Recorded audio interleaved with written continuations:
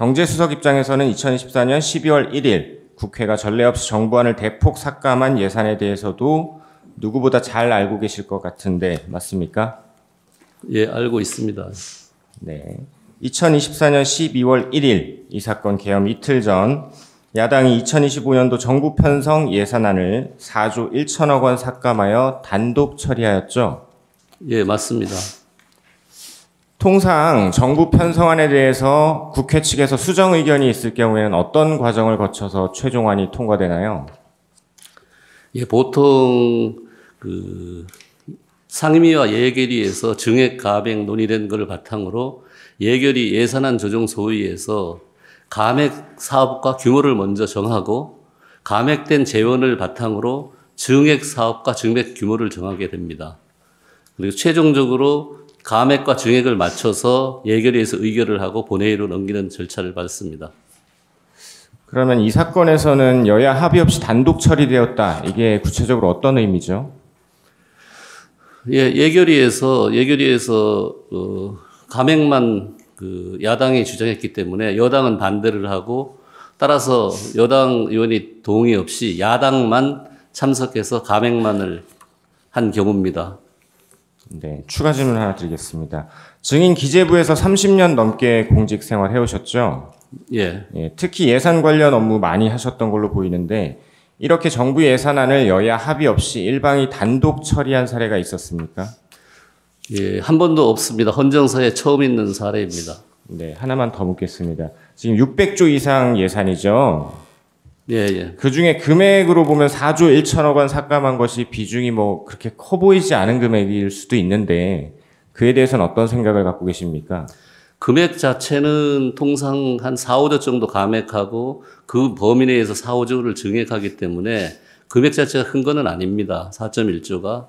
다만 감액의 내용이 좀 문제가 돼서 예비비를 절반을 4.8조 중에 반을 2.4조로 삭감한다든지 등 내용에 문제가 있는 그런 경우입니다. 네, 예비비 포함해서 국가안보나 경제 그리고 국정운영의 아킬레스건을 건드리는 항목들을 건드렸기 때문에 문제가 된 거죠? 예, 예. 네. 국방예산 관련 질문 드리겠습니다. 북한은 2024년 순항, 탄도 등 미사일을 모두 20여 회 발사했고 얼마 전 설 연휴 첫날인 1월 15일에도 순항 미사일 발사했는데 알고 계시죠? 예, 알고 있습니다. 1월 25일 연휴 첫날 발사했습니다. 네. 증인 삼축 체계 아시죠? 예, 예. 예, 북한의 핵과 미사일 기지를 선제 타격하는 킬체인, 그리고 날아오는 미사일 요격하는 미사일 방어 체계 KAMD, 그리고 대량 응징 보복 KMPR. 이 삼축 체계가 북한의 핵과 대량 살상 무기 위협에 대응하는 우리나라 핵심 안보 전력 맞습니까? 예, 그렇게 알고 있습니다. 킬체인 핵심 전력은 지휘 정찰이던데 그 사업 예산을 야당이 전년 대비 4,852억 원 삭감한 것 맞죠? 아닙니다. 그건 국회에서 제가 알기로는 1,226억이 삭감됐습니다. 네. 전술 데이터 링크 시스템 성능 계략 사업 예산 226원 삭감, 78% 삭감 맞습니까? 예, 맞습니다. 바다의 패트리어트라고 불리는 SM-6 미사일, 이게 고도 방어망의 빈틈을 메우기 때문에 대한민국에 반드시 필요한 무기로 평가되고 있는 거 맞습니까? 예, 그렇게 알고 있습니다. 그래서 우리가 이제 2023년 미국으로부터 미사일 도입을 승인받았고 일본도 현재 150발 도입 추진 중이던데 야당이 SM-6 미사일 도입 예산 119억 5,900만 원을 96% 삭감시켜서 사실상 이 무기 도입을 중단시킨 거죠. 예, 근데 그게 국회 상임위 심사 과정에서 삭감이 되었고 그 이후에 예결위에서 야당 단독으로 통과됐습니다. 야당의 삭감 이유를 보면 사업의 추진 일정 및 가능성을 고려하여 계약을 위한 최소 착수금을 제외한 예산 삭감이라고 기재되어 있던데 이게 타당한 지적입니까? 그래서 그게 제가 알기로는 미국 측의 무기 개발 절차에 조금 이상이 생겨서 한 2년 지연이 됐기 때문에 그 부분을 감안해서 삭감한 걸로 알고 있습니다. 네. 야당은 북한의 도발 시 대량 응징 보복 핵심 부대인 특임여단 전략 보강 예산 42억에서 80% 삭감했죠. 예. 현대 전쟁에서 이제 드론이 필수 전략으로 평가받고 있는데 예산 측면에서 보면 드론의 효율성은 어떻습니까? 아무래도 드론이 적은 예산으로 큰 효과를 발휘하기 때문에 뭐 효율적이라고 보고 있습니다. 예를 들어서 전차를 격파할 때 지금 아파치 헬기를 쓰면 한 1,800억 정도 들어가는데 드론을 쓰면 한 66억 정도 든다고 합니다. 한 28배? 좀 어떻게 보면 효율성이 있다고 보입니다. 증인은 북한의 드론이 서울 상공까지 침입했던 사실 알고 계신가요? 예, 알고 있습니다. 그리고 작년에는 북한이 대량의 우물풍선을 날려보내기도 했고 특히 북한과 가까운 지역 주민들은 현실적인 피해를 입기도 했었죠. 예. 그 방사청 대드론 통합체계 구축 예산은 적 드론과 우물풍선을 방어하고 직접 타격할 수 있는 핵심 전력으로 평가받고 그런데 야당이 북접경지역 대드론 통합체계 예산을 100억 원에서 99억 5,400만 원 삭감하여 사실상 전액 삭감한 거죠. 예, 근데 그 부분도 이제 국회 상임위 심사 과정에서 뭐 여야 합의로 삭감이 되고 예결위에서 야당 단독으로 통과시킨 걸로 알고 있습니다. 삭감 이유를 보면 주파수 확보 제한 등에 따른 소요 수정 여부가 불확실하다. 이게 무슨 의미고 타당한 이유입니까? 주파수를 제가 알기로는 확보하지 못했다고 드론이 이제 운용되는 주파수가 있는데 그 주파수를 확보하지 못했다고 들었습니다. 네, 이런 국방 예산 삭감으로 대한민국 방어 시스템에 공백이 생기고 소위 잘 나가던 K 방산도 타격을 받을 수밖에 없었을 것으로 보이는데 어떻습니까?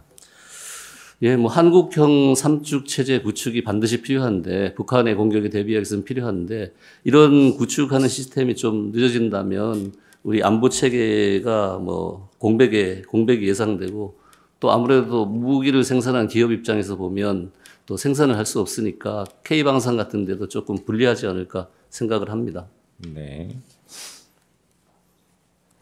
정부가 초급 간부 당직 근무비 인상과 복지 개선 등 처우 개선 예산 요청했었는데 야당이 감액 예산만 일방 통과시켰죠. 예, 그 부분은 정부안에가 있었던 건 아니고요. 그 국회 상임위에서 여야 간에 증액하기로 합의를 했는데 예결위에서 감액 예산만 통과시키는 바람에 증액되지 못했습니다. 네. 국방 관련해서 종합해서 여쭈면 예산 분야의 전문가이자 대통령의 경제 참모인 증인이 보실 때 이렇게 삼축 체계, 드론, 초급 간부 처우 개선 등 국방 예산을 항목별로 전액 또는 대폭 삭감했을 때 우리나라 국방이나 안보 그리고 나아가서 우리나라 경제에 미치는 영향은 어떻고 또 어느 정도로 평가됩니까? 예, 국방 안보는 첨단 무기하고 또 첨단 무기를 운용하는 기술력 있는 군인이 필요하다고 생각합니다. 그런데 이제 첨단 무기 확보가 늦어지고 또 군인들도 자꾸 제대를 하고 군을 떠난다 그러면 우리 안보에 장기적으로 문제가 많다고 생각을 하고 있고요. 경제에도 뭐 당연히 부정적 영향을 미친다고 생각을 합니다. 네. 에너지 안보 관련해서 여쭙겠습니다. 에너지 안보라는 개념에 대해서 설명을 좀 해주실 수 있을까요? 예, 뭐 우리가 안보라는 개념을 쓸 때 뭐 에너지 안보, 식량 안보 이런 얘기도 많이 하는데요. 에너지가 이제 국가 안보에 결정적으로 영향을 미친다. 에너지가 없을 경우에는 우리가 전차를 움직일 수도 없고 비행기를 운영할 수도 없고 하니까 이런 부분을 에너지 안보라고 지금 용어로 쓰고 있습니다. 네. 최근 러시아 우크라이나 전쟁을 계기로 에너지 안보가 세계적으로 더 중요한 이슈가 되었다 이런 평가들이 있는데 구체적으로 왜 이 러우 전쟁을 계기로 에너지 안보가 더 중요한 이슈가 됐고 그것이 경제와 어떤 연관이 있습니까?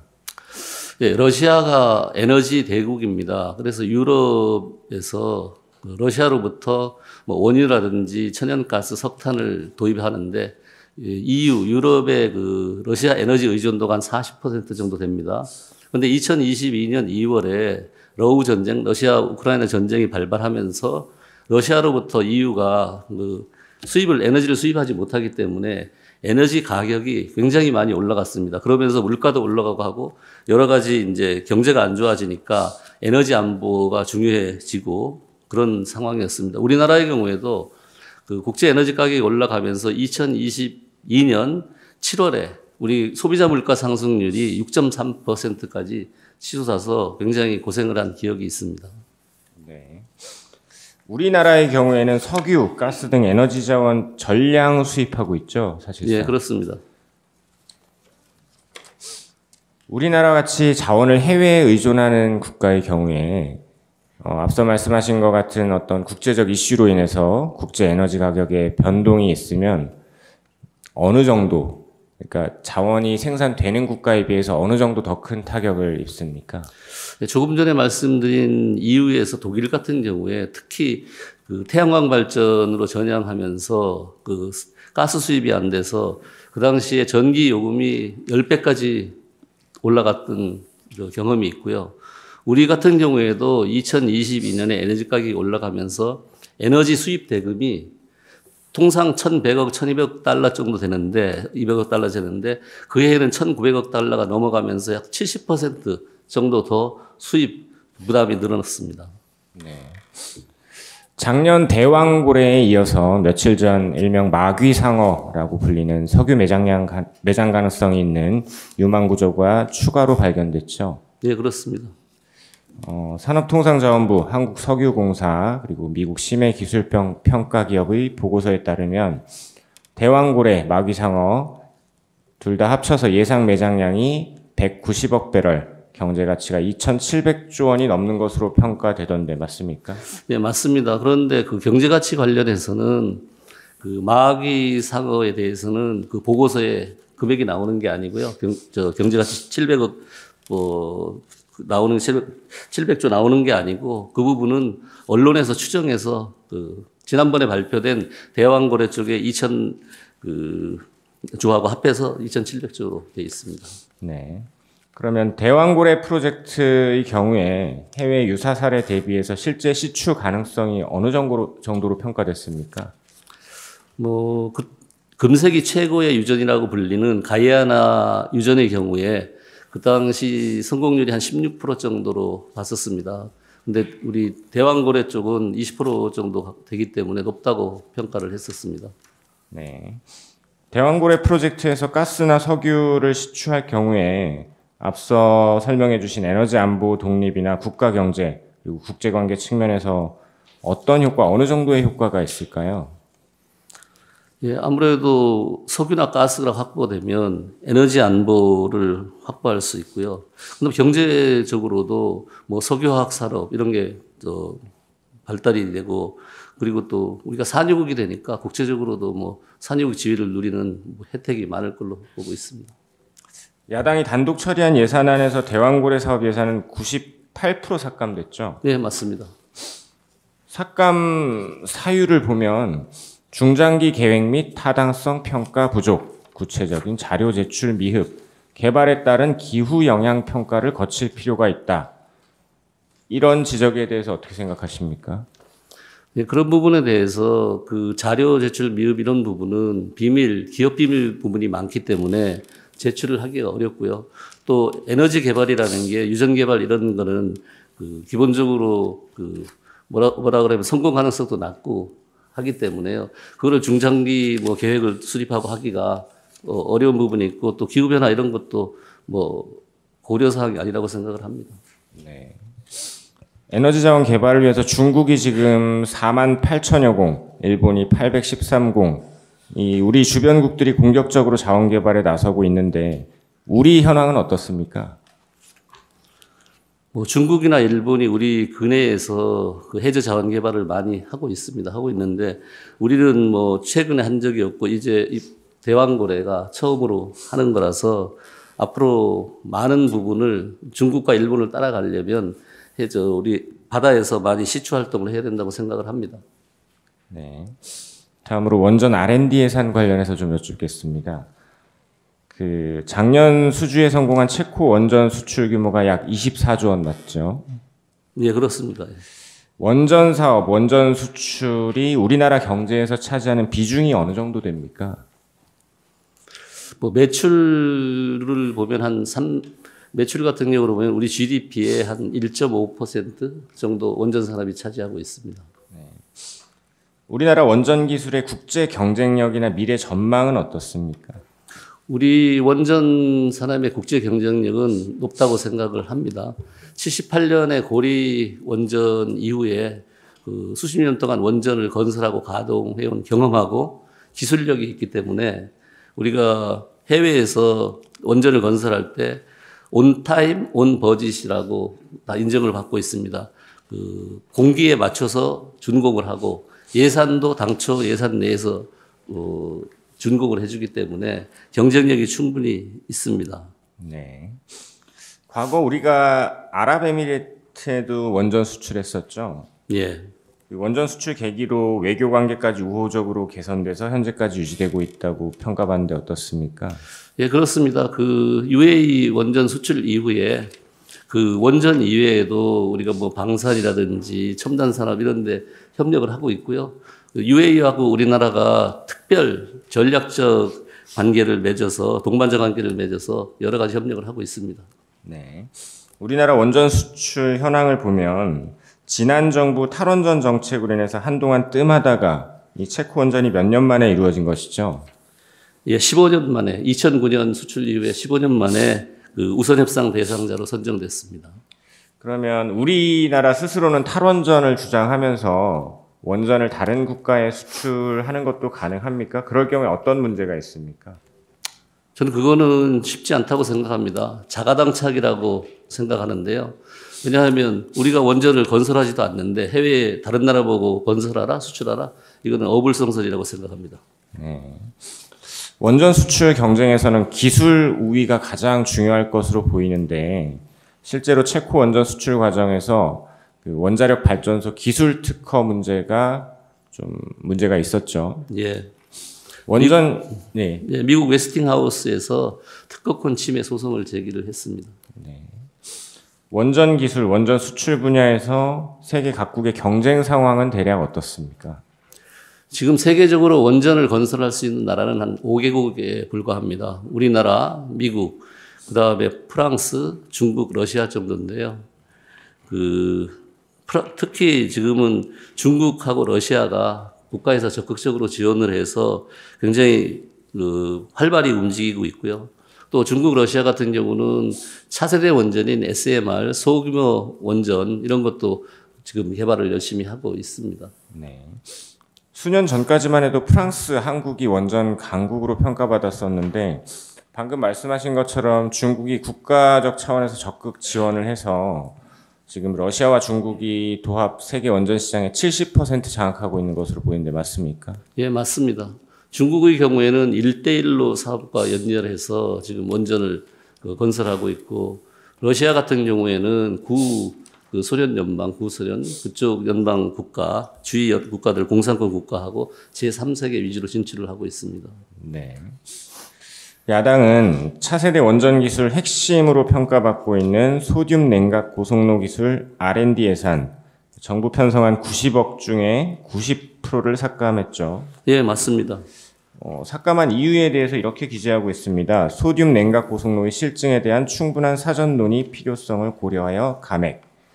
그런데 이 기술은 이미 과거에 미국, 영국, 프랑스, 또 독일, 인도, 일본에서 실험적 냉각로를 건설하는 등 개발을 이어가고 있고 이미 러시아에서 양산 및 수출까지 성공시켰는데 이 실증에 대한 충분한 논의가 필요하다. 이런 이유가 객관적이거나 합리적 근거에 바탕한 것입니까? 타당하지 않다고 생각을 합니다. 이미 러시아에서 개발을 해서 운영을 하고 있고 미국도 지금 하고 있습니다. 하고 있는 상태에서 우리도 출연연에서 유관 기술을 확보한 상황이라 충분히 할 수 있다고 보고 있습니다. 네. 재해재난 예비비 삭감 관련 질문드리겠습니다.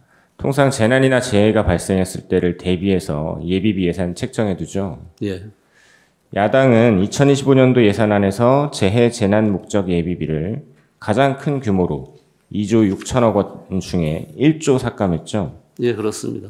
예비비라고 하니까 사람들이 뭐 혹시나 있을 일을 대비해서 그냥 이렇게 묻어두는 돈쯤으로 생각하는데 예비비가 왜 필요한 겁니까? 예비비는 예산 외 지출, 예산 초과 지출을 충당하기 위해서 운용을 하고 있는데요. 예비비의 종류가 두 가지가 있습니다. 일반 예비비하고 재해 예비비 두 가지가 있고요. 재해 예비비는 우리가 이제 태풍 같은 자연 재난이라든지 코로나 같은 우리 전염병, 그다음에 환율 부족 소요, 인건비 등 특정한 목적에 쓰도록 되어 있습니다. 그리고 재해 예비비가 남는다 그래서 일반 예비비로 전용을 쓸 수가 없습니다. 일반 예비비는 통상적인 용도에 쓸 수 있도록 되어 있고요. 그러면 재해재난 예비비를 이렇게 많이 삭감했을 때 재해재난에 대비하는 것 외에 국정 운영이나 다른 정책에도 어떤 영향이 있습니까? 이번에 재해 예비비를 1조 원 삭감했고, 그 다음에 또 일반 예비비를 1.4조 원 삭감을 해서 총 2.4조 원 삭감이 됐는데요. 재해 예비비 같은 경우에는 태풍 같은 큰 게 안 오면 충당이 되지만 큰 재난이 오면 충당하기가 어려운 부분이 있고요. 일반 예비비 같은 경우에는 지금 규모가 남아있는 게 0.8조밖에 없습니다. 그런데 지난 3년간 실 집행액이 1.2조입니다. 평균 연지 출액이. 따라서 일반 예비비는 지금 굉장히 거의 없다. 사실상 지금 일반 예비비 남아있는 0.8조도 국정원에서 사용하는 안보 비용이 0.7조가 넘고 일반적으로 쓸 수 있는 용도의 예비비는 400억 정도에 불과해서 금년에는 일반적인 용도 예비비는 쓸 수가 없습니다. 네. 다음으로 민생 예산 질문 드리겠습니다. 저출산, 아이돌봄, 그리고 청년 일자리 정책 이 세 가지는 이번 정부에서 가장 중요한 정책 중 하나로 삼고 있는 것들이죠. 예, 그렇습니다.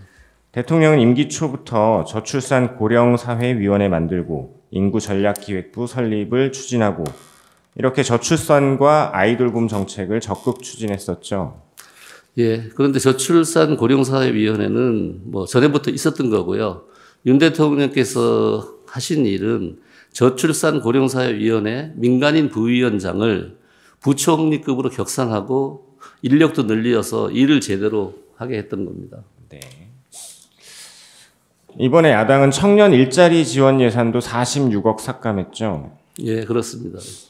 취약계층 아동 지원 사업 예산도 21억 4,800만 원 삭감 맞죠? 예.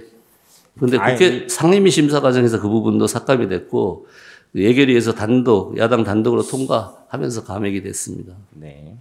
아이돌봄 지원 예산 384억 삭감 맞습니까? 예, 맞습니다. 아이돌봄 지원 예산 삭감의 경우에 삭감 이유를 보면 이용 대상자의 소득 기준 완화에 따라 대상자가 1만 명 추가되었는 바 아이돌봄이 인력 연계 미흡으로 인한 불용액을 고려하여 감액이라고 되어 있습니다. 상식적으로 이용 대상자가 1만 명 늘면 예산이 증액돼야 되는 거 아닙니까? 예, 그 부분은 맞는 말씀입니다. 대상자가 늘어서 증액이 돼야 되는데 국회에서는 상임위에서는 2023년에 집행률이 떨어진다고 해서 그 부분을 감안해서 10%를 정부안에서 10%를 감했습니다. 그래서 전체 예산 수준은 2024년과 2025년이 비슷한 수준으로 돼 있는 상황입니다. 네. 야당은 부처 중에 복지부 예산 가장 많이 2,689억 삭감했던데 맞습니까? 제가 비교를 안 해봐서 확실하게는 모르겠습니다만 복지 쪽이 많이 삭감됐습니다. 예, 최근 기사를 보면 야당이 보건복지부 중증외상센터 전문의 수련센터 지원사업 예산을 전액 삭감해서 11년간 운영되어 오던 국내 유일의 중증외상 전문센터가 이번 달 28일에 문을 닫게 되었다라는 기사가 있던데 맞습니까? 제가 그 부분은 정확하게는 모르겠지만은 복지 관련 많은 예산들이 상임위 심사 과정에서 삭감되고 예결위 과정에서 야당 단독 통과로 반영이 안 된 걸로 알고 있습니다. 또 최근 법무부 인사검증단 아시죠? 예. 그 운영경비가 전액 삭감돼서 그 소속 공무원들이 화장실도 근처 다른 건물 가서 쓰고 쓰레기 봉투도 집에서 가져와 쓰고 있다는 이야기 들어보셨습니까? 예, 언론에서 봤습니다. 수사기관 특활비, 특경비 예산 질문드리겠습니다. 증인 공직에 계시면서 특활비나 특경비 사용해 보셨나요?